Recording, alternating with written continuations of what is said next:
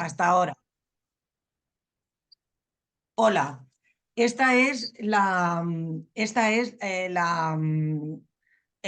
vamos a repetir la grabación de la conferencia del pasado jueves porque no quedó bien la grabación. Entonces os voy a presentar lo primero al conferenciante que ha tenido la amabilidad de repetir la conferencia, que resultó muy interesante y se lo pedimos y aceptado. Julio Álvarez Builla estudió farmacia en la Universidad Complutense de Madrid y su doctorado se realizó en el área de química orgánica. Tras una estancia en la Universidad de East Anglia de 2 años, estuvo un tiempo en la Universidad Complutense y posteriormente organizó en el Departamento de Química Orgánica de la Universidad de Alcalá el grupo de heterobetainas, ¿cómo es? Heterobetainas. Heterobetainas, dedicado al diseño y síntesis de compuestos orgánicos de interés farmacológico. Desde 1992 dirigió el proyecto que hoy se llama Centro de Química Aplicada y Biotecnología, dedicado a la investigación para distintas compañías farmacológicas. Además de catedrático de Química Orgánica, ha sido vicerrector de investigación y de desarrollo científico y tecnológico, dedicado a la colaboración universidad-empresa. Ha dirigido más de 130 proyectos y contratos de investigación, algunos con compañías farmacéuticas líderes en el mercado. Ha publicado más de 200 artículos en revistas de primera categoría en el campo de la química orgánica y de la medicina. Ha sido coeditor con otros 2 autores de la primera obra internacional de química heterocíclica encargada a un equipo español. Ha producido 46 familias de patentes utilizadas en distintos países en los campos de la química orgánica y de la química médica. Ha sido miembro del Comité Científico de la Fundación Lilly y actualmente es secretario de la Fundación Gadea Ciencia. Su trabajo se ha centrado en la síntesis de moléculas de interés terapéutico y en la introducción de nuevas tecnologías en las síntesis orgánicas, como por ejemplo ultrasonido y microondas. Ha desarrollado procesos de síntesis verde de fármacos para ser aplicados industrialmente y ha colaborado con la UMER en 2 ocasiones anteriores y esperamos que no sea la última. Así que cuando quieras, Julio, puedes empezar. Bien. Esto que veis es una imagen del penicillium, que fue el origen precisamente del proyecto de obtención de la penicilina. Y os pongo una frase aquí al principio de Albert Szent-Györgyi, un checo que fue premio Nobel en el año 37, que era un fisiólogo, y que decía que, perdón, que decía que el descubrimiento consiste en ver lo que todo el mundo ha visto y pensar lo que nadie ha pensado. Esta idea es precisamente, vais a ver, la que define el proyecto de obtención de la penicilina como fármaco. Nos acercamos a los 100 años de la primera descripción de la penicilina y sus efectos, que es del año 29.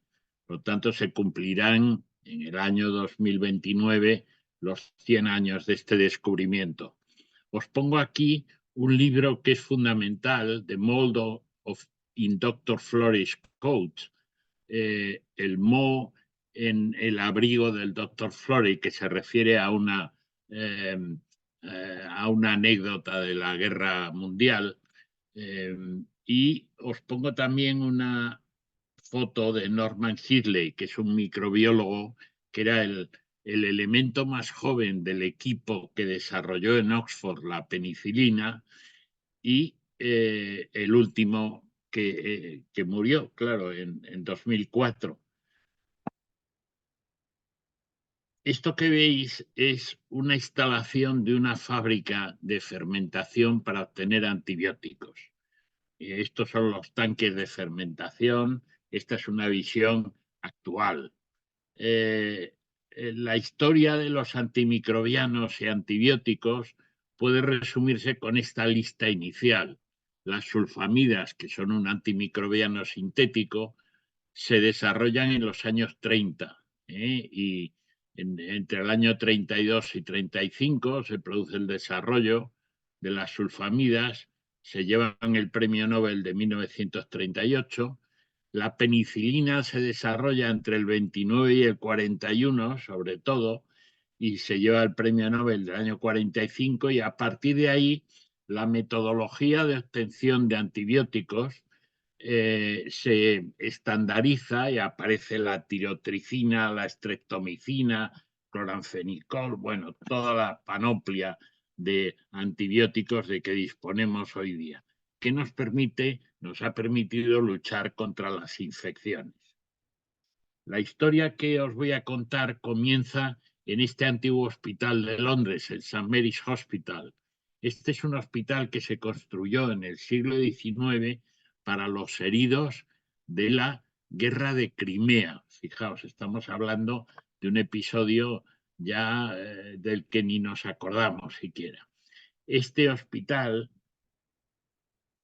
tenía un laboratorio de bacteriología precisamente en estas ventanas que tengo aquí con un recuadro amarillo, y aquí debajo, en esta placa redonda que veis, pues describe que Alexander Fleming descubrió la penicilina en el segundo piso encima de esta placa. Bueno, pues aquí estaba el laboratorio de microbiología, que estaba lleno de estos instrumentos, las placas Petri, que son placas de vidrio, ahora son de plástico para poder quemarlas después de su uso. Entonces, en las placas Petri se hacen cultivos sobre una capa de agar empapada con el líquido nutriente correspondiente, y con este asa de siembra, pues se siembran los microbios y se observan y se aíslan para poder estudiarlos y clasificarlos. Esto es lo que hacía Fleming en su laboratorio. Aquí tenéis una foto de él, pues en la época de la Segunda Guerra Mundial, y Fleming era un bacteriólogo escocés que tenía su pequeño laboratorio en el St. Mary's, que era muy pesado y muy desordenado. Las anécdotas que nos cuentan de su actuación en el St. Mary's Hospital es que cuando Fleming entraba en el aula para dar un seminario a los médicos residentes o a los estudiantes de medicina, los estudiantes se escapaban por la puerta de atrás del aula. Fleming era muy pesado en el sentido de que guardaba las placas Petri con los microbios que estaba identificando de los pacientes del hospital, y las miraba y las remiraba otra vez, porque él era un hombre convencido de que todo organismo desarrolla mecanismos de defensa contra los microbios que intentan parasitarlo. Y por esta razón él guardaba las placas Petri con los microbios correspondientes, y entonces veía cómo interaccionaban, por ejemplo, con los glóbulos blancos de los pacientes, etc. Bueno, y una de estas veces, pues Fleming se fue una semana de vacaciones, y al irse de vacaciones se encontró a la vuelta con que había una placa Petri que estaba con un cultivo de Staphylococcus aureus, que era una bacteria muy habitual en las infecciones hospitalarias, pero que se había contaminado con un hongo, esta mancha que os estoy señalando aquí, blanquecina, pues un hongo que luego él identificó con ayuda de un amigo, que era Penicillium notatum, y resulta que vio cómo donde crecía el hongo no crecían las bacterias. Las bacterias, según decía él, se lisaban, es decir, se disolvían aparentemente en el medio de cultivo. Cualquier microbiólogo sensato hubiera tirado la placa simplemente porque se le había contaminado con un hongo y no le servía para nada. Pero Fleming no la tiró precisamente porque era muy pesado y muy observador, muy meticuloso en las placas. Pues lo que él ideó era que lo que le pareció es que el hongo debía de emitir alguna sustancia que era una defensa contra los microbios y que provocaba el que los microbios no creciesen en el entorno del hongo y no le atacasen, por lo tanto. Bueno, este efecto lo describió en un paper en 1929, aquí tenéis la primera página, y donde describe este efecto e identifica, dice que el hongo, el Penicillium notatum, debe de estar generando un antibiótico. Por primera vez usa este nombre. Y ese antibiótico, como procede de un penicillium, le llama penicilina. Él no logra aislar este producto, simplemente describe el efecto de incompatibilidad entre el hongo y el microbio correspondiente.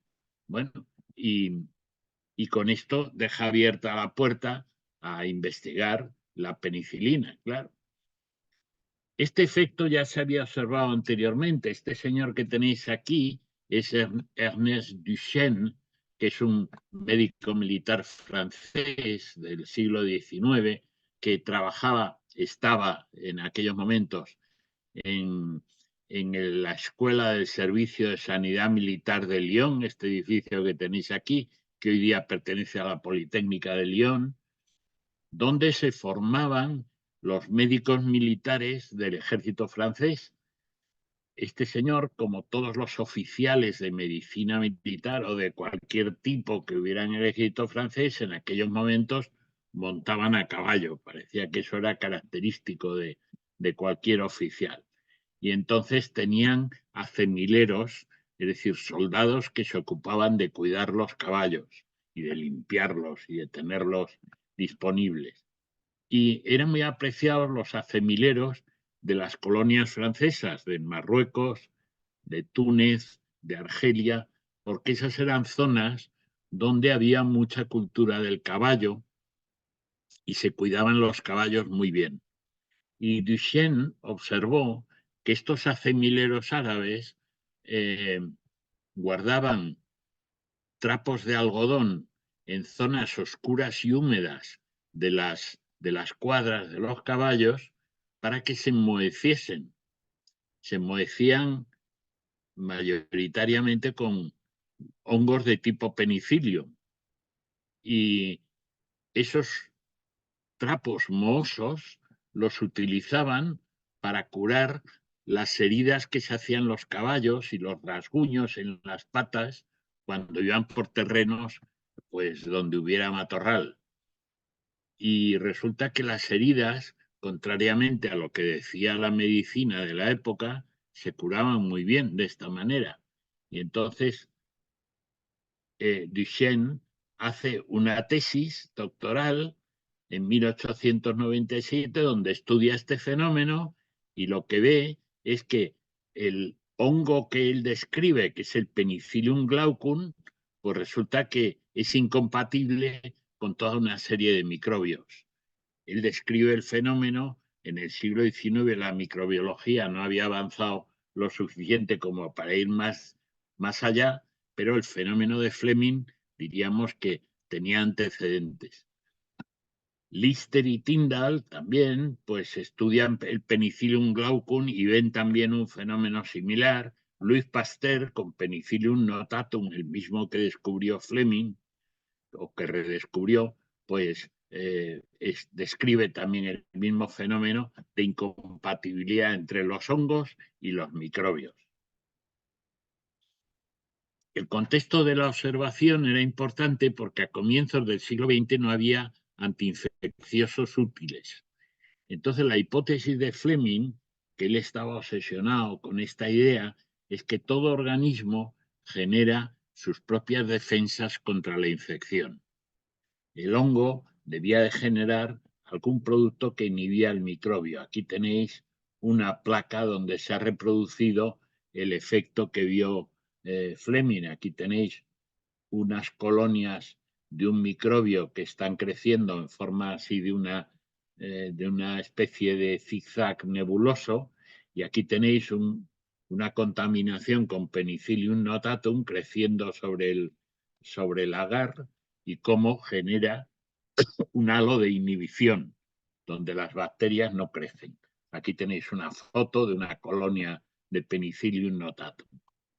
¿Qué es lo que veía Fleming? En realidad, él decía que las células se lisaban. En estas 4 imágenes de arriba estáis viendo 2 bacterias que están reproduciéndose, por eso tienen esa forma alargada, porque están a punto de generar 2 células. Pues en ese momento de la reproducción se ponen en contacto con penicilina, se adiciona a la preparación penicilina, y entonces veis cómo una de las bacterias, sobre todo, parece que se disuelve, ¿eh? No es viable, ese es el resultado. ¿Qué células no eran viables? Pues fijaos, aquí tenéis un corte de un ensayo que hacen muchos los microbiólogos y que es un ensayo histórico, que es la tinción con el reactivo de Gram.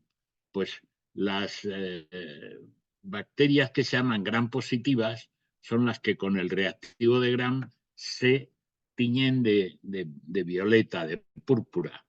Y es porque tienen, diríamos, una cubierta menos gruesa que las Gram negativas. Tienen una cubierta más débil y entonces se tiñen con facilidad. Y las Gram negativas son las que tienen una cubierta rugosa, más gruesa, y entonces esas no se tiñen bien con el reactivo Gram y por lo tanto, pues lo que quedan es de color rojizo, como mucho, rosa o rojizo. No se tiñen de violeta. Bueno, pues los Gram positivos, estos que se tiñen con el reactivo Gram, esos eran los que eran afectados en su reproducción por la penicilina. Y lo que observa Fleming al microscopio es que las células del microbio, las células que se estaban reproduciendo, de repente aparecen con una pared, con la cubierta celular, pues como con defectos, con agujeros, diríamos, hablando llanamente. Y eso hace que la bacteria extravase el contenido de la célula y entonces no sea viable, se muera, estalla, ¿no? Que es lo que parece aquí con la destrucción bacteriana que vemos en este dibujo. El penicillium o los diversos penicillium es un hongo muy común en nuestras vidas. Aquí tenéis una foto al microscopio de los sistemas que son como racimos de esporas, y aquí tenéis el hongo, pues por ejemplo en los quesos azules, o aquí tenéis el hongo, por ejemplo, en el pan, que es muy frecuente. Aquí tenéis una colonia de penicillium cultivada. Bueno, entonces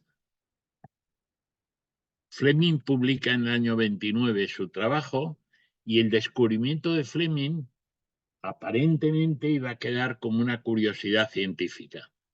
Pero en los años 30, Sir William Dunn, que es un político del momento, que es alcalde de Londres y que era un hombre dueño de una buena fortuna, pues hace un legado importante a la Universidad de Oxford para que construya un instituto de patología médica, que sea parte de las enseñanzas de medicina y de la investigación de medicina de la Universidad de Oxford.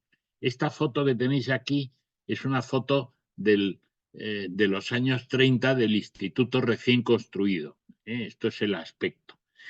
Y ese centro, que iba a ser importante, pues se nombra por el comité de la universidad, se nombra a Howard Florey, que es un médico australiano que llevaba muchos años ya en el Reino Unido y bueno, le nombran director porque era un patólogo importante, y entonces Florey monta un equipo interdisciplinar como inicios de la Sir William Down School of Pathology y retoma el proyecto de Fleming, entre otros, retoma varias cosas, pero retoma el proyecto de Fleming en 1938, es decir, casi 10 años después.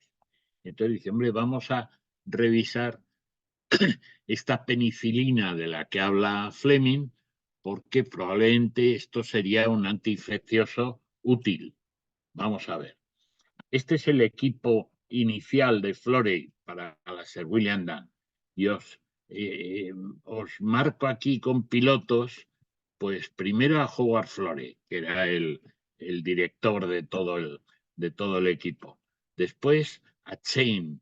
Chain es un alemán de origen ruso, judío ruso, eh, que es una familia que se va huye de Rusia cuando la Revolución Rusa y se instala en Berlín.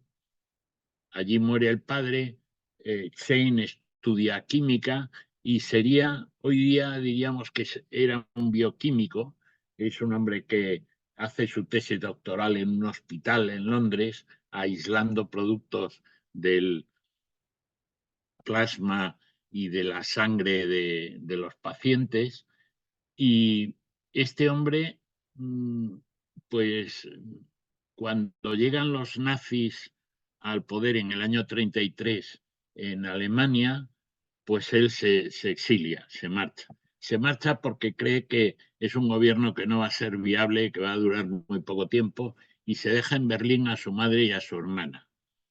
Él no es, se va a Inglaterra, era un hombre, además de ser un científico importante, tocaba muy bien el piano y el hombre cuando hace su tesis doctoral duda en varias ocasiones si dedicarse profesionalmente a ser pianista. Finalmente se decide por la bioquímica, pero eh, bueno, cuando llega a Inglaterra pues tiene mucho éxito porque en las fiestas lo invitaban y si había un piano en la casa pues enseguida tocaba varias piezas y tal, y entonces se hace muy, muy popular.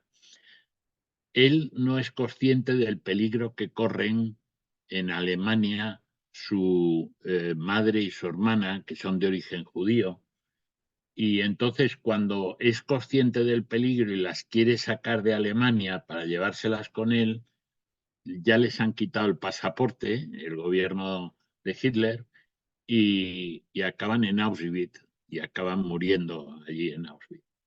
Y esto es una culpabilidad que persigue a Chain durante toda su vida. El otro elemento importante del equipo es Abraham. Abraham es un químico orgánico que es un hombre fundamental, así como Chain es fundamental para el aislamiento de la penicilina. Abraham es fundamental para proponer la estructura de la penicilina y entender cómo funcionaba. Y este último que marco aquí, Hitley, este es el miembro más joven de todos, es un microbiólogo jovencito y un hombre que es, diríamos nosotros en castellano, un manitas, que es muy importante cuando uno monta un equipo de investigación, tener algún elemento que es un manitas.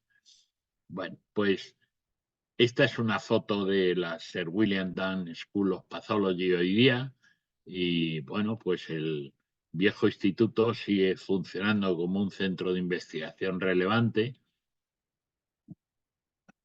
Entonces, en el año 35, Florey es nombrado director.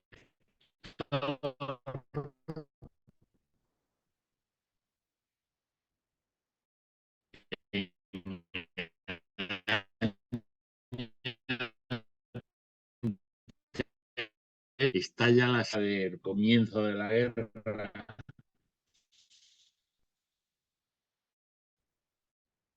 Aquí tenéis a Hitley, el microbiólogo, que además de ser microbiólogo, como manejaba la pala con soltura, construyendo un refugio Anderson.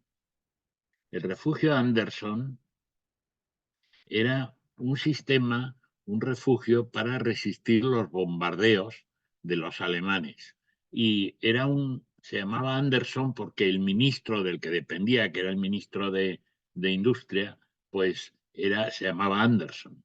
Y entonces el refugio Anderson era típico de estos arcos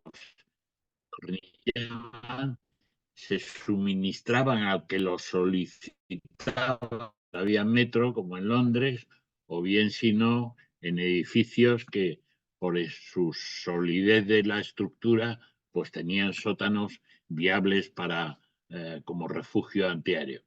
Y entonces, pero en las zonas menos urbanas, donde la gente tenía casas con jardín o con huerta o lo que fuera, pues entonces lo que hacían era suministrar estas placas al que lo solicitaba, se le suministraba gratis y ellos se construían el refugio Anderson.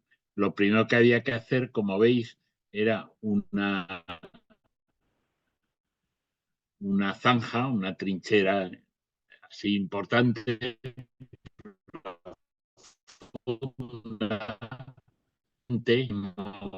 material.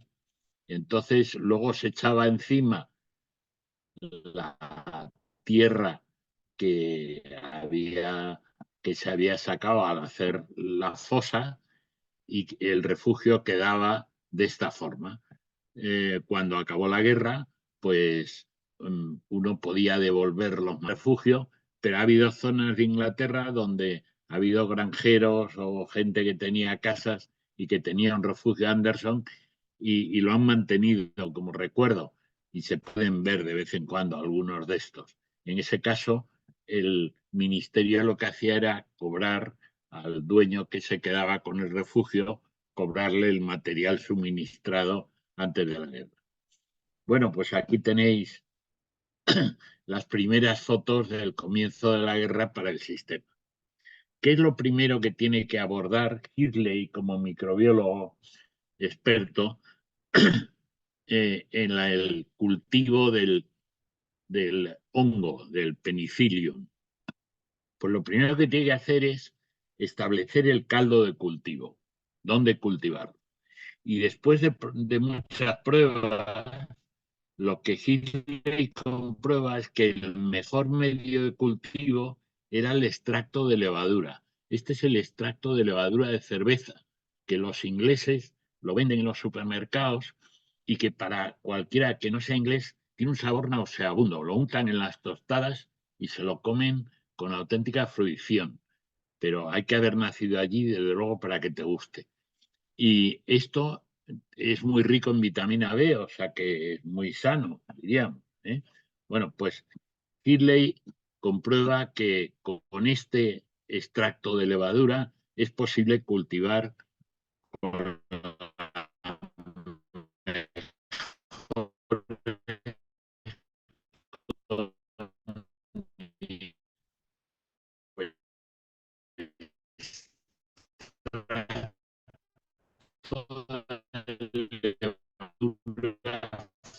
fresco, extracto de levadura fresco. Bueno, aquí lo tenéis trabajando en su laboratorio. Una vez que ha resuelto esto, ¿cómo producimos el hongo en grandes cantidades? Esto que tenéis aquí son botellas de cultivo que utilizan los microbiólogos cuando tienen que producir pues microorganismos que sean aeróbicos, es decir, el hongo necesita aire, otros microbios son anaeróbicos, pero este es aeróbico. Y entonces estas botellas de cultivo pueden ser de diferentes formas. Aquí tenéis unas modernas de vidrio y aquí tenéis otras de plástico que también las hay disponibles en el mercado. Pues como veis son un contenedor que se esteriliza, se llena con el caldo de cultivo, se siembra a través de la boca con el penicillium correspondiente y luego se le pone un pegote de algodón engrasado que permite que pase el aire, pero no las bacterias. Y de esta manera se puede cultivar un hongo como el penicillium con relativa facilidad. Y esto es lo que hacen o lo que intenta hacer el grupo de Oxford. Pero en el momento en que la guerra ha estallado, resulta que el vidrio era un material estratégico que había que reservarlo para hacer cabinas de aviones, para hacer visores de vehículos de guerra de diversos tipos, etc. Entonces no se podían construir material de laboratorio de vidrio, había que usar el que ya se tuviese, pero no se podía generar nuevo. Y entonces, de acuerdo con la Radcliffe Infirmary, que es el hospital de Oxford de aquel momento, ahora el hospital se lo han llevado a otro edificio nuevo fuera de la ciudad, pero este es parte de la universidad, pues la Radcliffe Infirmary esta se pone de acuerdo con el grupo de Florey y entonces diseñan, este está hecho en vidrio, está hecho en loza. Había una fábrica de loza cerca de Oxford que fabricaba teteras y tazas y platos y cosas de este tipo, y entonces les fabrican estos contenedores. Tenían el inconveniente de que no eran transparentes como los de vidrio. Que eran auxiliares de laboratorio jovencitas, que eran las que tenían a su cargo el cultivo del penicillium. Y para ver cómo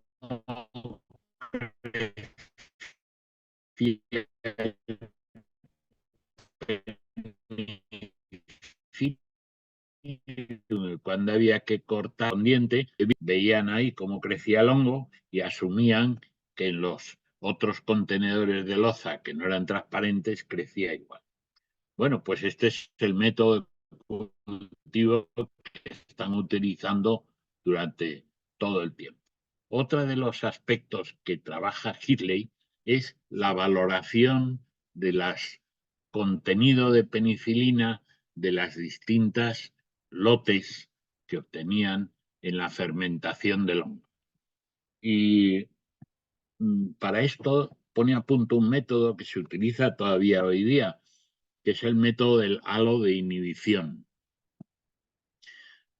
Estos discos que veis aquí son de papel filtro poroso de laboratorio, lo tenían con un sacabocados de una forma muy sencilla, lo ponían sobre una placa Petri donde había un cultivo, por eso aparece la placa como con una nebulosa amarillenta, pues donde había un cultivo de un microorganismo sensible a la penicilina, ponían todos estos discos y inyectaban en cada disco una gotita medida precisa de volumen de las distintas disoluciones. Y lo que ocurría es que la disolución de penicilina fluía desde el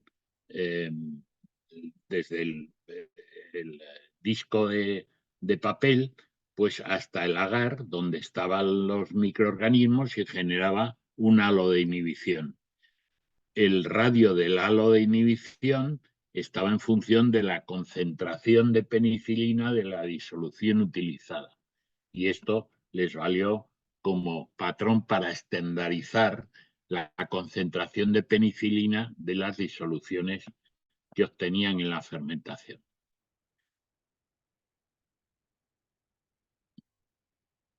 A partir de ahí empiezan con la penicilina que empiezan a aislar de esas disoluciones, empiezan los ensayos con animales.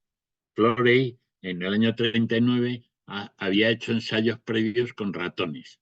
En el año 40, entre abril y mayo, Florey, Jennings y Kent ensayan la penicilina sobre ratones, ratas, gatos, conejos, estudian la absorción, la excreción, la toxicidad. No usan cobayas, por suerte, porque el cobaya inactiva con su metabolismo la penicilina. Ven que la penicilina se destruye en el estómago, es decir, que aparentemente no aguanta el pH ácido que tiene el estómago. Entonces, tienen que dar por vía oral mediante un tubo que directamente una sonda deja la penicilina en el duodeno, o lo más eficaz, que es la vía parenteral, intravenosa, intraperitoneal y subcutánea. Bueno, pues esto es lo que hacen con los animales. Payne, en Sheffield, estudia la toxicidad sobre glóbulos blancos. Medawar estudia la toxicidad sobre distintos tejidos celulares humanos. Y Garner y Orr-Ewing estudian el perfil terapéutico, es decir, sobre qué microorganismos actuaba y sobre cuáles no actuaba. El tercer objetivo son los ensayos clínicos. Hoy día todo esto hay que hacerlo con montones de pacientes, pero en aquel momento, en la guerra y en aquellos años, pues se hace como se puede. Entonces los ensayos clínicos se hacen en la Radcliffe Infirmary, es decir, en el hospital de Oxford del momento. Y entonces el 27 de enero del 41, la señora Elva Akers, de 50 años, que está enferma de cáncer terminal, pues acepta recibir inyecciones de penicilina como prueba, no porque le fuesen a curar nada, sino como prueba simplemente para ver que se podía dar y que no había reacciones tóxicas. Entonces le dan 100 miligramos por vía intravenosa. Y entonces la mujer desarrolla fiebre, es decir, que tenía pirógenos. Pirógenos son, en el caso de los inyectables que para uso humano, son proteínas contaminantes de la penicilina, en este caso, y que provocan pues una reacción inmunitaria en el paciente con consecuencia de fiebre. Entonces, el equipo de Oxford, de Florey, lo que entiende a partir de entonces es que tiene que purificar la penicilina para que esté libre de pirógenos. Bueno, pues en segundo lugar, ven que la penicilina, aparte de mejorar la purificación, se elimina rápidamente por vía renal. Y entonces, el 12 de febrero del año 41, Albert Alexander, este policía local que veis aquí en la foto, es la única foto que he conseguido de él en internet. Pues Albert Alexander era un hombre con una infección de estreptococos y estafilococos que estaba agonizando en el hospital. Era consecuencia de una herida que tenía en una mejilla y que aparentemente estaba producida porque era una víctima de uno de los bombardeos alemanes que estaba sufriendo Inglaterra en aquel momento. Este hombre recibe 200 miligramos de penicilina, son unas dosis que comparado con las dosis que utilizamos hoy día no tiene nada que ver, seguida de 100 miligramos cada 3 horas. Y el paciente empieza a las 24 horas a mejorar espectacularmente.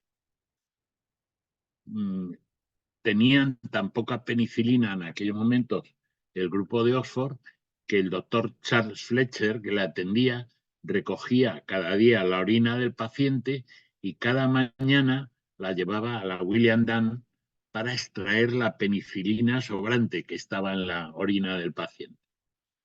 A los 10 días la penicilina disponible se había acabado y el paciente estaba aparentemente estable, pero en 10 días vuelve a aparecer la septicemia y el 15 de marzo del 41 el paciente fallece. Es decir, la penicilina había funcionado muy bien, pero el problema es que no tenían penicilina suficiente y no podían generarla con suficiente rapidez como para tratar al paciente en condiciones adecuadas. Bien, esta es una vista de la Radcliffe Infirmary. Bueno, y si alguien os acercáis a Oxford, pues veis este edificio que, como os digo, hoy día es parte de la universidad. Bueno, entonces, uno de los grandes enigmas es cuál era la estructura de la penicilina británica. Abraham, mirad, esta reunión que tenéis aquí es con Sir Robert Robinson, era catedrático en Oxford y fue premio Nobel en los años 40. era el químico más destacado en aquellos momentos en Inglaterra. Este es Chain, este es Florey y este es Abraham, el químico orgánico del equipo. Y están discutiendo con Sir Robert Robinson las posibles estructuras de la penicilina en función de las pruebas químicas que estaba haciendo, sobre todo Abraham y sus colaboradores. Entonces, las tres estructuras que se discuten más, se discuten incluso con químicos americanos en aquellos momentos, y hay un tráfico de información cifrada además para que no hubiera fugas para los alemanes, pues se discute la estructura de beta-lactama, la de tiazolidina y esta estructura tricíclica también. La estructura de beta-lactama es la que propone Abraham, pero es la primera vez que se describe un anillo de 4 miembros en la química orgánica. Entonces, Robert Robinson no se lo creía que existiese este anillo. Este anillo tiene mucha tensión en los enlaces y es un anillo de alta energía, por lo tanto, muy reactivo. Bueno, pues aparentemente lo que va quedando claro es que hay este anillo de beta-lactama, un anillo de 4 miembros con un grupo amida, y es muy reactivo, ya veremos, y esto era la base de la penicilina que estaba investigando el grupo de Oxford. ¿Y qué ocurre con esa penicilina británica? No era un producto único, era una mezcla de productos. Productos que todos tienen la estructura de beta-lactama, la estructura de penicilina, que es la beta-lactama unida a un anillo, como veis, de tiazolidina. Bueno, pues eran diferentes penicilinas, pero con restos acilo distintos. La F, la dihidro-F, la K, la G, la X, la N, la iso-N. Bueno, era una mezcla de todos estos. Todos tenían actividad como antimicrobianos, o sea que, bueno, era el que fuera una mezcla, pues era un problema relativo. Lo que es característico, y por eso os pongo aquí el logaritmo de P calculado. El logaritmo de P calculado es un método que usamos mucho en química orgánica para predecir la lipofilia o hidrofilia de un producto. Entonces, estos valores por debajo de 1, de 0 y pico, son valores de productos que son muy hidrófilos, que se retienen mucho por capas acuosas. Bueno, y luego la penicilina tenía todos los problemas del mundo. La penicilina puede desacilarse con una amidasa, pero eso ahora no nos interesa. Lo que nos interesa es que la beta-lactamasa, que es una enzima con la que los microbios se defienden frente a la penicilina, pues hidroliza la beta-lactama y genera este ácido peniciloico. Y en medio ácido, en el estómago, el proceso es un poco más complicado, pero se genera el ácido penílico. Los dos productos son inactivos. O sea que en medio básico o por medio de la beta-lactamasa se produce este producto, el ácido peniciloico. Y sin embargo, en medio ácido se genera el ácido penílico, es decir, la estructura es inestable en medio básico y en medio ácido. Todos son problemas con la penicilina. Entonces, ¿cómo se purificaba y cómo se aislaba la penicilina? Aquí tenéis un caso de una de las penicilinas británicas. Estaba en fase acuosa en el líquido, pongo en verde el líquido de cultivo del penicillium, se filtra, se quita el penicillium y entonces más o menos el producto se estabiliza pues a un pH pues alrededor de 4, es decir, ligeramente ácido, muy poquito. Entonces, es estable en disolución acuosa entre 5 y 8. Bueno, es decir, ligeramente ácido, ligeramente básico. Y entonces, ¿cómo se extraía a una fase orgánica? Pues como se retenía mucho por la fase acuosa, pues entonces la fase orgánica, se utilizaba éter normalmente para extraerla, pues había que pasar éter en continuo por la fase acuosa para que fuera extrayendo pequeñas proporciones de la penicilina pura. ¿Y cómo se hace esto? Pues esto se hace con este invento que hizo Hirley. Hirley decían de él que se le mandaba a una ferretería y podía estar toda una tarde hasta que sacaba todas las piezas para el montaje que quisiera hacer en el laboratorio. Esto que veis aquí es una librería de madera aprovechada de otro edificio de Oxford, y sobre este bastidor de madera, pues lo que hace es montar este sistema. En esta botella numerada como 2 está el líquido de cultivo del penicillium. Sobre él está este depósito, 1 de éter, la fase orgánica, que va goteando de esta manera sobre el líquido de cultivo de penicillium y va rebosando por aquí para ser recolectada en este depósito 3, donde ya lo que hay es la disolución en éter de las penicilinas o de las penicilinas, en el caso británico, y de aquí ya se podía extraer el producto con una buena pureza. Bueno, pues aquí tenéis los frascos con el líquido de cultivo del penicillium, aquí tenéis diríamos, los depósitos con el éter, y de aquí va goteando con un sistema de válvulas al líquido de cultivo, y aquí tenía incluso un sistema eléctrico que era un peligro porque el éter con cualquier chispa se incendia, un sistema eléctrico que tenía un aviso, un timbre de aviso cuando los depósitos de éter se iban quedando vacíos, y de esa manera los operadores podían ir cambiando los depósitos. ¿Qué era lo que se hacía? Pues que de la fase acuosa inicial de cultivo del penicillium pasaba la penicilina a la fase orgánica, y de ahí, de la fase orgánica, se concentraba, se disolvía en una fase acuosa limpia, se filtraba de nuevo y se liofilizaba. Liofilización es un sistema que permite extraer el agua en vacío a baja temperatura, y de esa manera lo que quedaba era la penicilina liofilizada disponible para utilizarse como fármaco.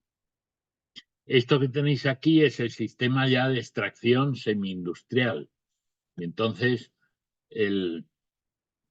veis aquí a George Sanders, que era uno de los colaboradores de Hirley y que era tan manitas como él, y veis un sistema en el que ya los depósitos, fijaos, del líquido de cultivo del penicillium son mucho más grandes, tienen aspecto de cántaras de leche y son en realidad cántaras de leche, porque el material de laboratorio no estaba disponible en guerra, entonces había que montarlo como se podía.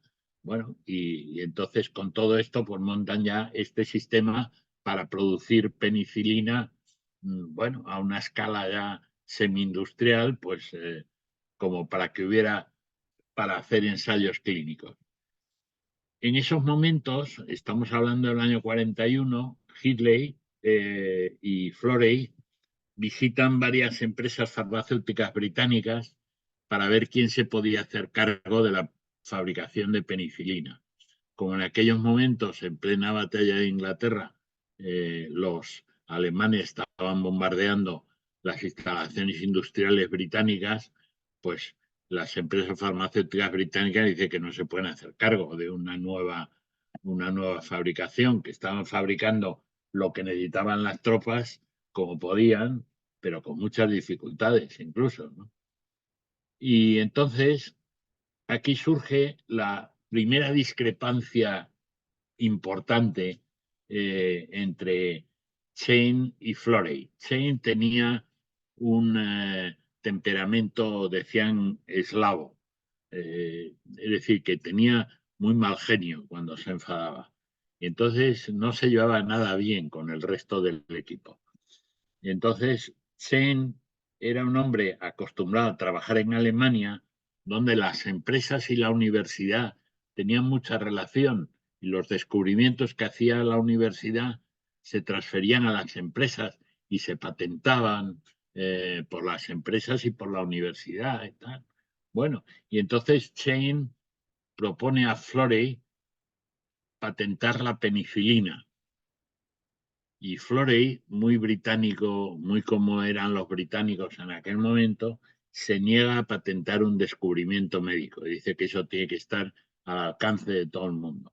Y Chain le dice que van a tener que pagar porque alguien va a hacer la patente y van a tener que pagar por un invento que han hecho ellos. Y bueno, y esto supone una bronca entre los dos horrorosa. A partir de ahí, Chain se va a Florey y Hindley viajan a Estados Unidos para encontrar socios que se puedan encargar de la fabricación de la penicilina.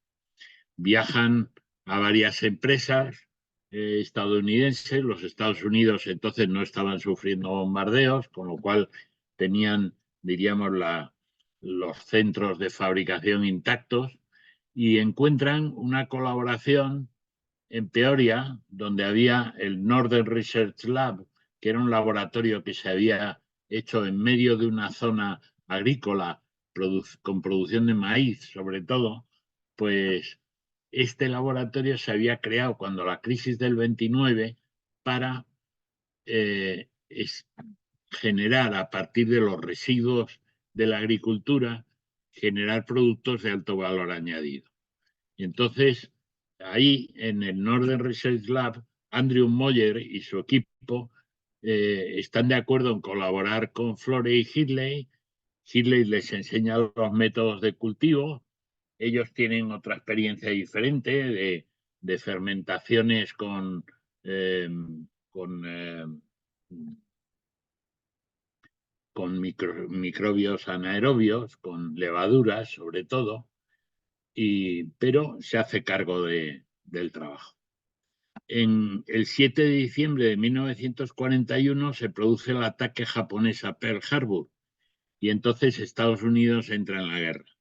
Y al entrar en la guerra, la penicilina se convierte de repente en un motivo importantísimo, en un objetivo importantísimo para cuidar a las tropas. Entonces, Andrew Moyer aplican las técnicas en las que ellos tenían experiencia y tienen 3 aciertos fundamentales. El primero de todo es el cultivo del penicillium, cultivo en tanque. Ellos tenían experiencia en tanques de fermentación con levadura, que son anaerobias. Y entonces lo que hacen es adaptar un tanque para, con un sistema de aireación forzada, pues cultivar el penicillium. Es la primera vez que se cultiva un hongo en tanque y además es la primera vez que se utiliza un tanque con aireación forzada. El primer tanque que se utiliza para producir penicilina es este que está aquí en la entrada del instituto hoy día y es un recuerdo histórico de la contribución del instituto al proyecto. Esto permite que puedan fabricar pues grandes tonelajes, diríamos, ¿no? Con tanques suficientemente grandes. Otro aspecto es el nuevo medio de cultivo. El maíz que se cultiva en la zona de Illinois, pues se pulveriza, diríamos, el grano, se separa el grano de la mazorca y ese grano triturado se trata con agua caliente y se obtiene el aceite de maíz, que era uno de los productos que se comercializaba. El residuo se trata con vapor sobrecalentado de agua y diríamos, la disolución que sale cuando se enfría pues, y se concentra, pues sale de ahí el almidón de maíz que se parece a nuestra maicena. Y lo que queda como residuo es una melaza de maíz, el corn stick liquor, una melaza de maíz que no sabían lo que hacer con ella. Esto era un residuo agrícola. Y entonces los de Peoria pues tenían grandes cantidades de esta melaza en bidones sin saber qué hacer con ella. Y entonces lo que se les ocurre, después, bueno, la habían utilizado para otros procesos, pues es probarla como caldo de cultivo para el penicillium. Y lo que observan es que preparan caldos de cultivo a partir de este producto, y resulta que la eficiencia es extraordinaria. Para que os deis cuenta, obtienen 900 unidades internacionales por mililitro de filtrado en el caldo de cultivo, mientras que en Oxford, con el método de la levadura, obtenían 2 unidades internacionales por mililitro de filtrado. Es decir, que incrementan extraordinariamente la riqueza en penicilina cultivando sobre la melaza de maíz, que era un residuo que no sabían qué hacer con él. Bueno, y el tercer acierto de Peoria es otro penicillium. Esta que veis aquí, no he encontrado fotos de ella. Lo único que encuentro es un cómic de la época en donde aparece Mary Hunt, que le llamaban Moldy Mary, María la de los mohos. Bueno, Peoria lo que empieza es a coleccionar mohos que recibe por parte del ejército norteamericano de todo el mundo, y empieza a hacer una colección de mohos para intentar encontrar algún penicillium o alguno similar que produzca penicilina mejor que el Penicillium notatum. Y resulta que a esta mujer, que era una auxiliar de laboratorio joven, pues la mandan a los mercados de la zona a buscar verduras o frutas que estén enmohecidas. Y entonces ella encuentra un cantalupo, que es un tipo de melón, pues que estaba enmohecido y que se lo dan no lo compra, pues se lo dan tal cual, lo lleva al instituto, allí seleccionan el hongo, lo identifican y resulta que es el Penicillium chrysogenum. El Penicillium chrysogenum, aquí tenéis un cultivo, es otro penicillium, pues resulta que produce penicilina mucho mejor que el Penicillium notatum que habían utilizado los ingleses. Produce 3000 veces más penicilina que el Penicillium notatum, mucho más eficaz. Con lo cual, con el cultivo en tanque, con el caldo de cultivo a partir de melaza de maíz y con el Penicillium chrysogenum, pues se encuentran los de Peoria que tienen ya un método de fabricación de penicilina que puede ser escalable industrialmente. Y hay otro aspecto que tiene la penicilina norteamericana muy, muy interesante. Aquí tenéis la molécula de penicilina dando vueltas para que veáis que es un modelo que está en el espacio.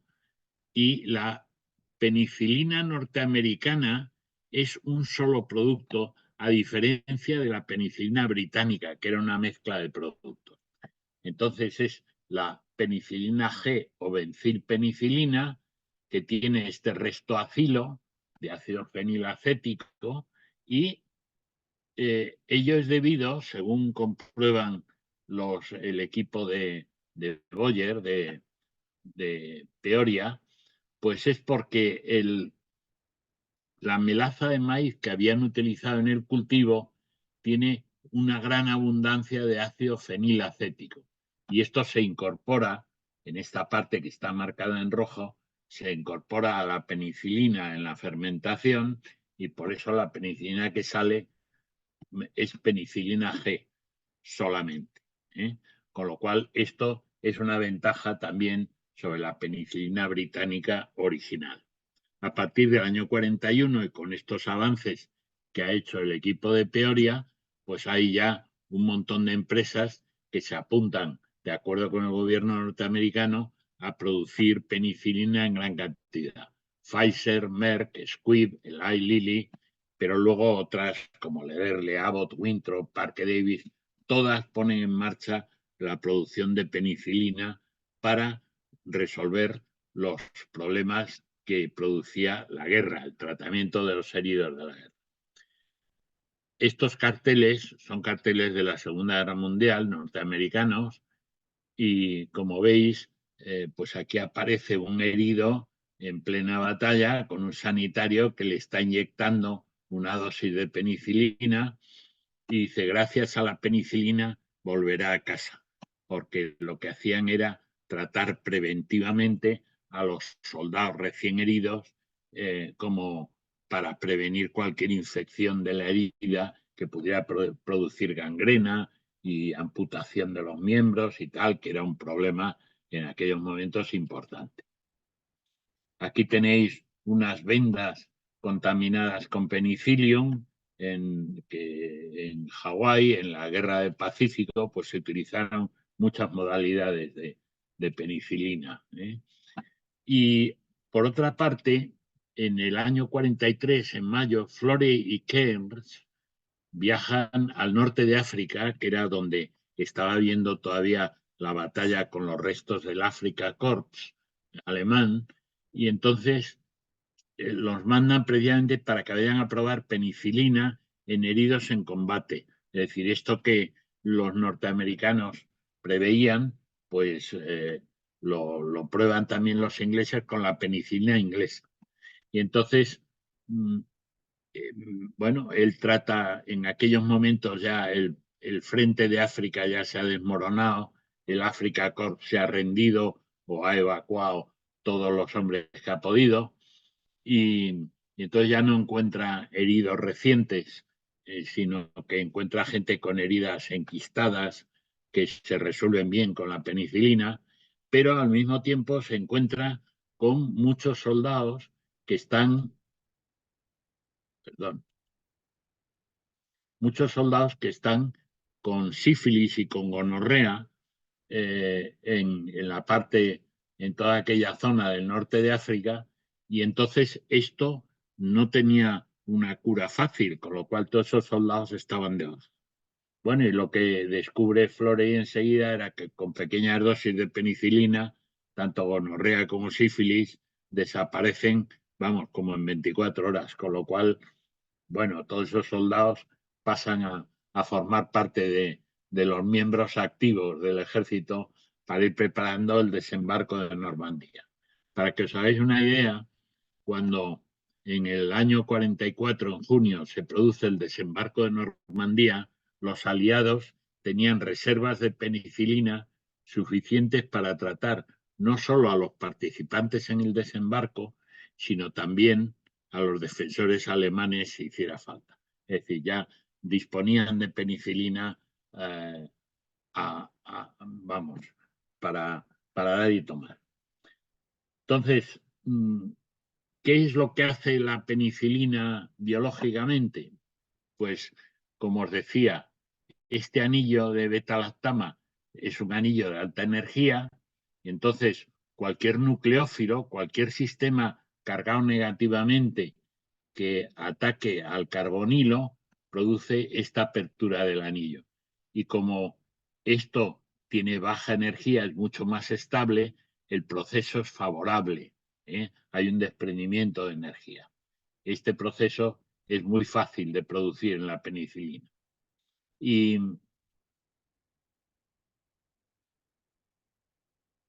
¿Y qué es lo que hace la penicilina biológicamente? Pues mirar, de una forma muy simple, la pared bacteriana de las bacterias sensibles a la penicilina está formada básicamente como una red de dos componentes. Esta especie de cuentas verdes y moradas que veis es una cadena de azúcares, el NAM y el NAG, azúcares que están unidos entre sí, forman una cadena, y estos son cadenas lineales, os representamos los colores en que está indicado el modelo, y estas cadenas están entrelazadas entre sí por un enlace peptídico, un enlace de proteína. Bueno, pues lo que hace la penicilina, fijaos, es interrumpir precisamente la formación de esos enlaces peptídicos. Aquí tenéis la enzima que cataliza la formación de la pared. Aquí hay un péptido glicano, que es la cadena de azúcares que habéis visto anteriormente. Esto es un sistema de alanilalanina. No os pongáis nerviosos con la química. Entonces, esta enzima tiene una serina aquí con un hidroxilo. El hidroxilo ataca esta posición, según indican las flechas. Queda de esta manera el péptido, el péptido sí unido al sistema de azúcares, queda unido a la enzima, y hay otro sistema de péptido con una glicina, con un amino, que desplaza y forma el enlace peptídico correspondiente. ¿Qué es lo que hace la penicilina en esto? Pues es lo que llamamos un sustrato suicida. Es decir, la penicilina, la enzima que construye la pared, toma la penicilina por su sustrato natural, por este que habéis visto anteriormente, se une el carboxilato con el amonio electrostáticamente, y entonces el hidroxilo de la serina reacciona con la beta-lactama, lo abre, y esto ya no es reactivo, es decir, la enzima queda bloqueada, con lo cual el componente este de péptido unido a una glicina que tenía que actuar para desplazar el grupo éster, pues no funciona. Esto ya tiene mucho impedimento estérico y la enzima queda bloqueada, y entonces la pared celular sale con defectos, ya no es funcional, y esto es lo que provoca que la bacteria no sea viable. No hay ningún sistema similar en las células de los mamíferos, con lo cual las beta-lactamas no son tóxicas para nuestras células, solo lo son para las de los microbios afectados por la beta-lactama. Bueno, por ver muy ligeramente, hay una serie de penicilinas que se pueden sintetizar simplemente cultivando el penicillium con un medio que tenga un ácido determinado. No valen todos los ácidos, pero los ácidos que se han identificado como factibles para producir penicilinas con restos acilo de este tipo, pues son estos pocos. Los más corrientes son la geobencilpenicilina o la V-fenoximetilpenicilina. Bueno, pues estos son penicilinas biosintéticas. ¿Cuáles son las dificultades en el uso terapéutico de la penicilina? Pues la primera de todas es la baja estabilidad en medio ácido. No se puede dar por vía oral, entonces hay que darla por vía inyectable. Normalmente hoy día se da por vía intramuscular. El espectro antimicrobiano es estrecho, solo son activas frente a los gram positivos. Hay desarrollo de resistencias por algunos microorganismos y hay alergenicidad, es decir, hay pacientes que son alérgicos a la penicilina, y es importante porque esto puede ser bastante grave, puede haber casos de muerte por alergia a las beta-lactamas. Y luego tiene una farmacocinética inadecuada, baja absorción oral y una excreción rápida por orina. El 80% de la dosis se elimina en 3-4 horas. Todo esto eran problemas para el uso de la penicilina. El problema de los pacientes alérgicos se resuelve pues identificando a los pacientes. Inicialmente se les identificaba con este tipo de medallita que decía alérgico a la penicilina y un teléfono de contacto de emergencia para los casos en que se hubiera producido una inyección de penicilina sin querer. Bueno, entonces la mayoría de las penicilinas hoy día son semisintéticas. Se obtiene la penicilina G por fermentación, con una amidasa se desacila, se rompe este enlace amida, se deja el 6-APA, que es el grupo de penicilina con el amino libre, y luego se acila con un cloruro de ácido y una base, introduciendo el resto acilo que se quiera. Y esto permite hacer penicilinas semisintéticas con aplicaciones diversas. Os pongo un par de ejemplos solamente para vuestro recuerdo. Mirad, esto es lo que pasa en medio ácido. Las penicilinas en medio ácido se produce este ataque del oxígeno de la amida exocíclica sobre el carbonilo de la beta-lactama y esto inactiva la penicilina. Pero si aquí se coloca un grupo electroatractor, un grupo que retenga densidad electrónica, entonces este paso se produce con mucha dificultad, porque este oxígeno ya no tiene densidad electrónica suficiente sobre él. Bueno, pues resulta que cuando aquí se coloca un grupo electroatractor, por ejemplo, el oxígeno en la fenoximetilpenicilina, pero también en el caso de la ampicilina, por ejemplo, que se produce en el estómago, se produce este grupo amonio o la amoxicilina, se produce este grupo amonio, o la carbenicilina y ticarcilina, que tienen este grupo carboxilo, pues fijaos, un caso muy sencillo con la fenoximetilpenicilina, que tiene un grupo oxígeno que es electroatractor, pues resulta que la absorción oral de la benzilpenicilina es de un 25%, la de la fenoxi es un 60%. Es decir, que resiste bastante bien el paso por el estómago. Cuando las penicilinas se encuentran con bacterias resistentes a beta-lactamasas, pues se pueden hacer penicilinas con sustituyentes aquí que produzcan impedimento estérico en esta zona. Impedimento estérico quiere decir que tenga grupos voluminosos que impidan el que la beta-lactamasa hidrolice. Bueno, pues la cloxacilina es quizá la más conocida de estas, pues tiene, como veis, un grupo clorofenilo y un grupo metilo en estas posiciones.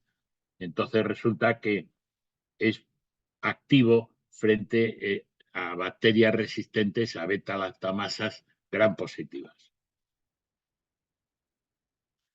En otros casos, lo que se buscan son penicilinas de amplio espectro. Y entonces lo que hay que poner es un grupo polar. Aquí, amino, carboxilo, sulfonilo, sulfamoilo. Todos estos grupos son grupos polares que hacen que las beta-lactamas, las penicilinas, sean activas también frente a las bacterias gram negativas. Por ejemplo, aquí tenéis un caso muy sencillo. Amoxicilina, que es una de las que más se utiliza hoy día, pues es activa frente a gram positivos, es activa parcialmente frente a los resistentes a beta-lactamasas, a los que tienen beta-lactamasas, es activa frente a enterobacteriáceas, que es gram negativo, y frente a anaeróbitos. O sea, que tiene amplio espectro con respecto a la penicilina G original. Bueno, y esta, por ejemplo, que es un caso pues activo, muy activo, y que se utiliza en neumonía y en peritonitis frente a gram negativos. Bueno, y luego esto que veis aquí son inhibidores de beta-lactamasas, que se utilizan muchísimo hoy día para frenar la desactivación de penicilina antimicrobiana y acompañan a la penicilina. Ácido clavulánico, sulbactamo, tazobactamo, avibactam, que es mucho más reciente. Bueno, y entonces, ¿qué es lo que hace la beta-lactama? Pues fijaos, la producción de beta-lactamasas de una enzima que tiene un hidroxilo en esta posición, pues la beta-lactamasa lo que hace es atacar al carbonilo de la beta-lactama y entonces hidrolizarlo de esta manera y libera la penicilina en forma de ácido peniciloico, que ya es inactivo, y la enzima sigue actuando frente a otras beta-lactamas que puedan aparecer. Bueno, esto es un modelo que os he hablado de él, que es de la amoxicilina desactivada, es decir, abierta por una enzima beta-lactamasa. Son los modelos computacionales de los que disponemos hoy día. Bueno, ¿y qué es lo que hace un inhibidor de beta-lactamasa como como el sulbactamo, por ejemplo? Pues aquí tenéis, reacciona con la beta-lactama, la enzima, la beta-lactamasa, la abre, pero por la funcionalización que tiene, da lugar a un éster que es muy poco reactivo porque tiene un doble enlace aquí en alfa con respecto al carboxilato. Y esto hace que el producto quede ligado a la enzima y la enzima queda inhabilitada. Aquí tenemos una beta-lactamasa que ha sido inactivada por el inhibidor, por el sulbactamo. Bueno, y entonces lo que se hace hoy día normalmente es utilizar beta-lactamas, antibióticos beta-lactamas, acompañarlos de un inhibidor de beta-lactamasa y esto los hace mucho más eficientes, lógicamente. Bueno, en el año 45, Fleming, Florey y Chain reciben el Premio Nobel de Medicina. Cuando se había acabado Aquí tenéis la foto del Premio Nobel. Aquí está Fleming, aquí está Chain y aquí está Florey. Y les premian el haber puesto a punto la penicilina como fármaco. En España, por poneros un recuerdo importante, pues el 10 de marzo del 44, todavía en plena guerra mundial, un ingeniero de minas de La Coruña, que estaba con una infección que le estaba llevando a la muerte, pues requirió y obtuvo 400.000 unidades de penicilina procedentes de extraperlo de las tropas norteamericanas que ocupaban el norte de África. Entonces, el doctor Rafael Fernández Obanza es el primero en usar en España la penicilina con este ingeniero de minas. El mismo día en Madrid, Amparito, de 9 años, aguarda la llegada al domicilio del barrio en Argüelles de 12 ampollas de penicilina que había conseguido el embajador brasileiro y se la había entregado a su padre. Los dos pacientes fallecieron y, sin embargo, el que sobrevivió fue el doctor Carlos Jiménez Díaz, que contrajo una neumonía en Santander cuando estaba de vacaciones en agosto del 44 y pudo salvar su vida gracias a 2 gramos de penicilina que consiguieron sus discípulos de extraperlo. El extraperlo, por ejemplo, de penicilina se producía en Madrid, en Chicote, que no lo he puesto en una foto, pero merecería la pena porque fue el primer sitio de distribución de penicilina en España, aunque fuera de distribución en negro, ¿no? De extraperlo. Bueno, la fabricación de penicilina en España se inicia por cepa Merck en Aranjuez en el año 49 al 51. A partir del 51 se empieza a producir regularmente. Y todas estas empresas, Abelló, Ibis, Llorente, Uquifa, Celtia, Leti, Shenley, se asocian para montar antibióticos de León, que empieza a funcionar entre el año 49 y el 53, y a partir del 53 fabrica ya regularmente. Bueno, esta foto que tenéis aquí es interesante porque es Abraham, el químico orgánico del equipo de la penicilina, y Sidley, el microbiólogo, que en los años 50, Abraham, después de la guerra, lidera el proyecto de las cefalosporinas, que es otra beta-lactama tremenda. Se aísla de Cephalosporium, esta cefalosporina C, que es la primera, de Cephalosporium acremonium, a partir de una alcantarilla de Cerdeña en 1948 por Giuseppe Brozzu. Entonces, el equipo de Oxford, que estaba ya entrenado para obtener la penicilina, pues hacen lo mismo con la cefalosporina C y obtienen cefalosporina. Y esta vez sí se patentan.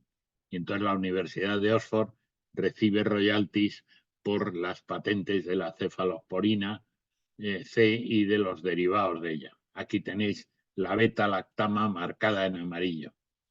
Y mientras tanto, ¿qué ocurre? Pues que ha acabado la guerra, los hospitales están sobredimensionados y este señor que aparece aquí, Sir Olmroyd Wright, que los ingleses se reían de él porque era muy cacique, era muy mandón y le llamaban Sir Almost Right, casi, que de una forma un poco no literal decía el que siempre tiene razón o el que casi siempre tiene razón.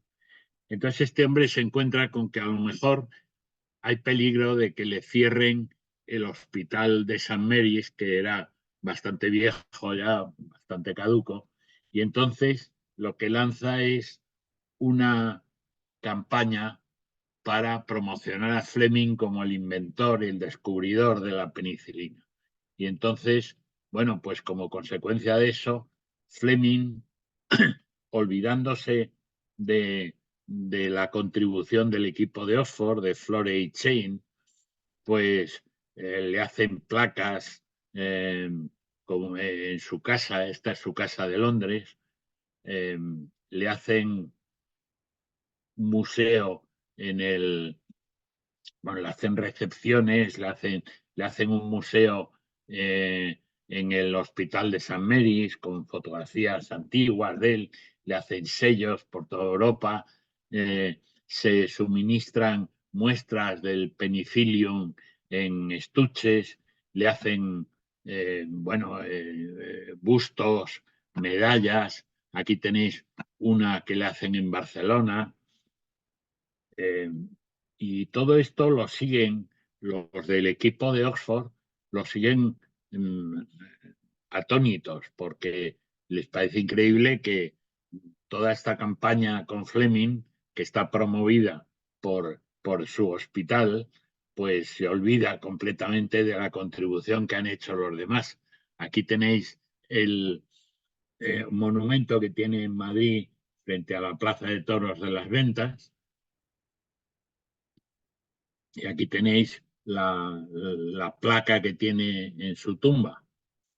Bueno, pues los de Oxford llevan muy mal como esa especie de olvido, pero con el tiempo ya y cuando Fleming muere y tal, pues los de Oxford se reconcilian con él.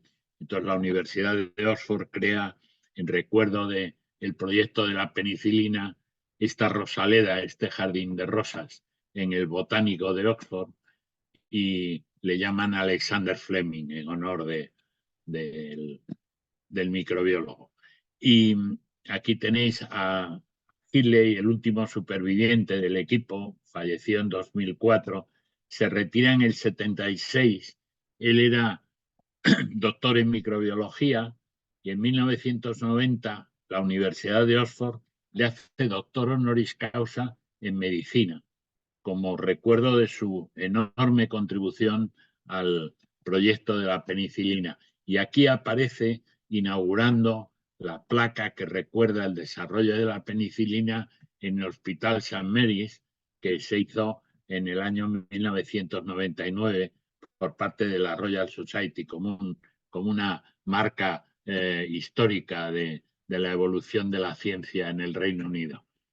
Bueno, Henry Harris, que es sucesor de Florey en la Sir William Dunn School of Pathology, pues escribe una revisión del proyecto de la penicilina en el año 99 y entonces en la conclusión del trabajo dice, sin Fleming no hubiera existido ni Chain ni Florey.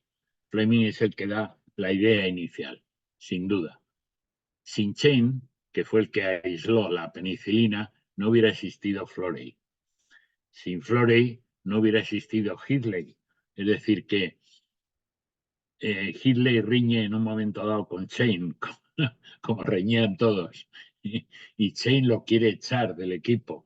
Y entonces Florey dice, ni hablar, es un hombre que nos está haciendo un trabajo fenomenal. Y entonces Florey es el que lo mantiene en el equipo, le dota de salario con su parte del proyecto. Y sin Hindley seguramente no tendríamos penicilina. Bueno, pues esta es la conclusión de que la penicilina fue un trabajo de equipo donde hubo mucha gente involucrada, pero donde hubo algunos que fueron sobresalientes. Os quiero recordar aquí, para acabar, a Dorothy Hodgkin.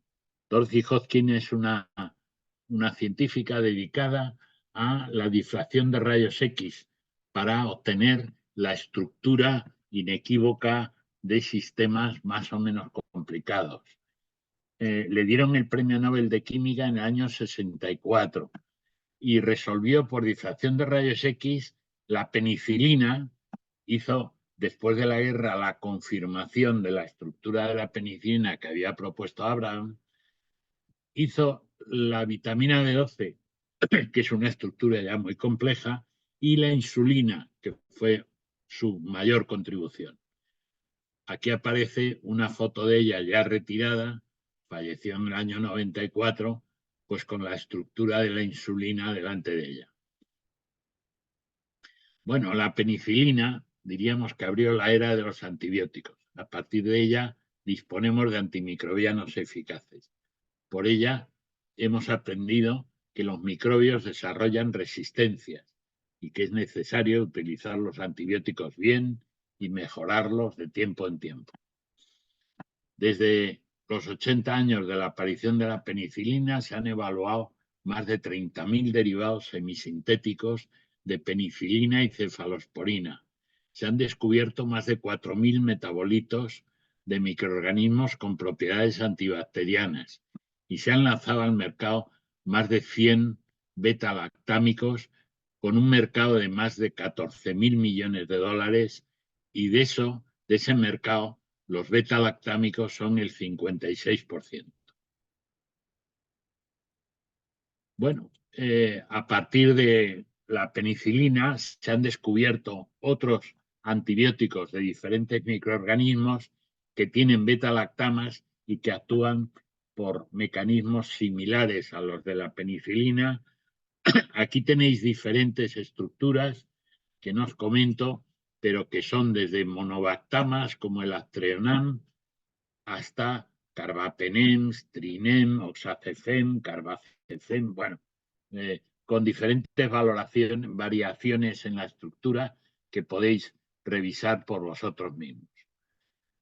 La última adquisición, por ejemplo, es que ahora el gran miedo de los microbiólogos son las superbacterias, que son aquellos microorganismos que se han hecho resistentes a todos los antibióticos de que disponemos y que para curarlos hay que tratarlos con mucho cuidado y ver qué antibióticos se utilizan contra ellos y tal.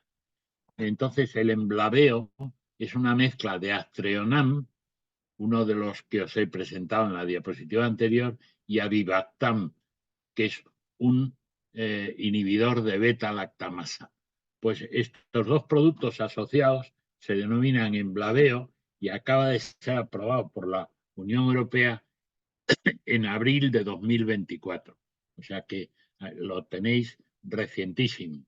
Es la última, diríamos, la última bala contra las superbacterias, y hay que decir que ahora la industria farmacéutica lleva años buscando nuevos antibióticos y supongo que van a llegar ahora en oleadas los nuevos productos activos frente a estas bacterias peligrosas. Bien, pues aquí tenéis a Fleming, para acabar, una foto también de su laboratorio atestado de cosas, de muestras y deciros nada más, recordaros que Bertrand Russell en su Historia de la Filosofía dice que el conocimiento es una empresa colectiva, aunque a veces haya individualidades relevantes. Este proyecto, el proyecto de la penicilina, es un ejemplo muy claro y muy brillante de esta afirmación de Bertrand Russell. Muchas gracias por vuestra atención. Muchas gracias, Julio.